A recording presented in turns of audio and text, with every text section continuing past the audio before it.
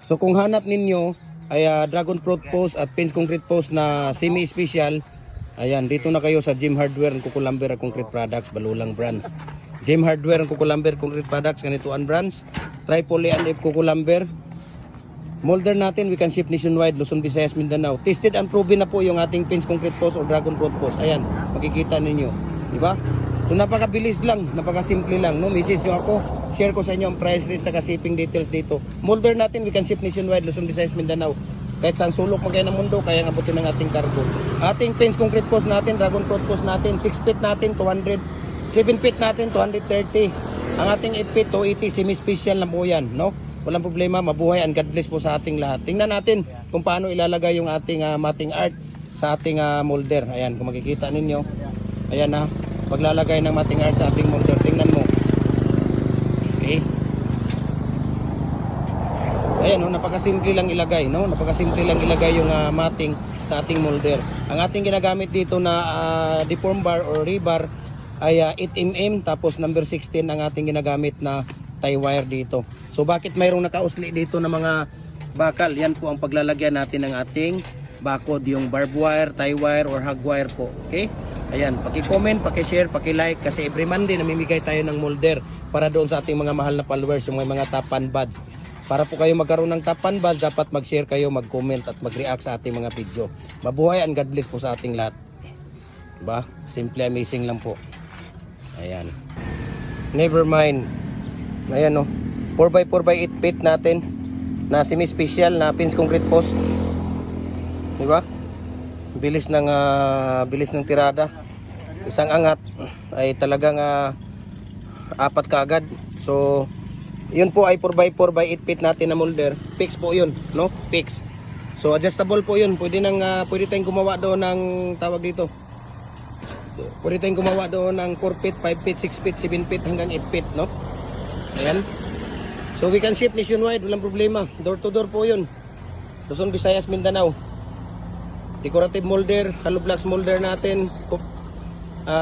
Concrete garden bricks natin, yung mga pavers, lower blocks, baluster, RCPC pipe culvert natin. Ayan, o.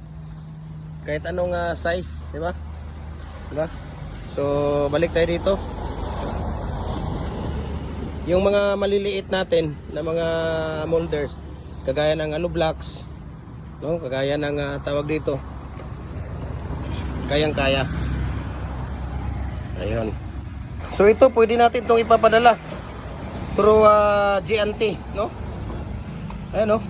So follow po kayo sa ating YouTube channel, Gem Hardware and Kukulamber Concrete Products. Ang ating Facebook page, Gem Hardware Kukulamber Concrete Products. Balulang Brands, Gem Hardware Kukulamber Concrete Products. Kanituan Brands, Tripoli and F Kukulamber. At yung personal Facebook account, Felix Tan Pagikan Jr. Ayan, mabuhay and God bless po.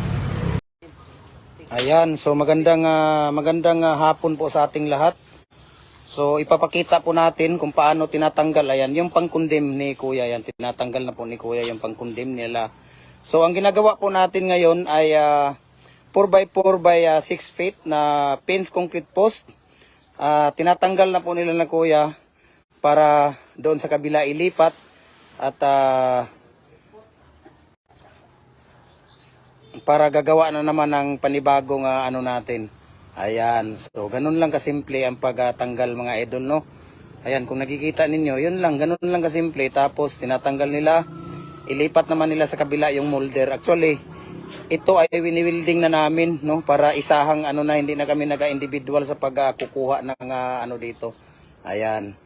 So kung nakikita ninyo 'yon, tinatanggal natin yung molder. Ayan.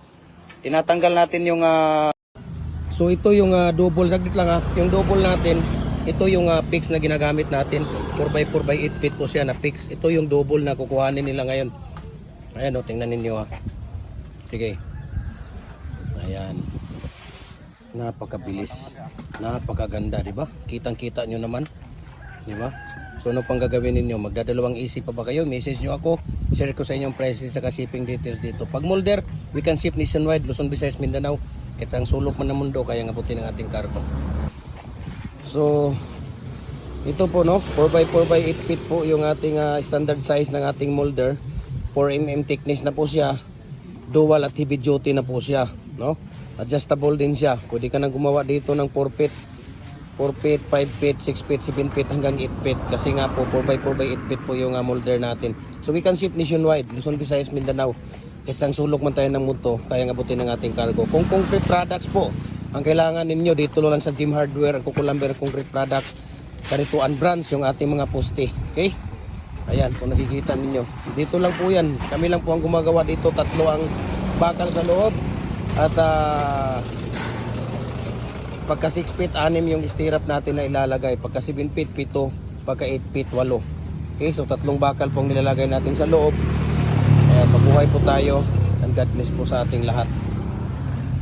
So, ito mga maliliit natin, through GNT Home or GNT Express po natin ipapadala ito. Okay? So, we can ship nationwide. Pagka sa Luzon, nasa mga ano lang siya, 4 to 5 days lang siya sa Luzon. Pagka dito naman sa Visayas, nasa mga 3 to 4 days lang po siya, no? Pagka dito naman sa Mindanao, 2 to 3 days lang po siya. Okay? So dito po yung ating mga decorative natin, no? Mga decorative molder, hollow block molders natin. Ayan, kung makikita ninyo, heavy duty na po lahat 'yan. Ayan, meron tayong kindi doon. Okay? Tapos muhon, brakes natin, decorative. Ayan, kung makikita ninyo. Diba? So ayan, kitang-kita nyo naman yan, yung mga molder natin. So we can ship nationwide po, Luzon, Visayas, Mindanao, no?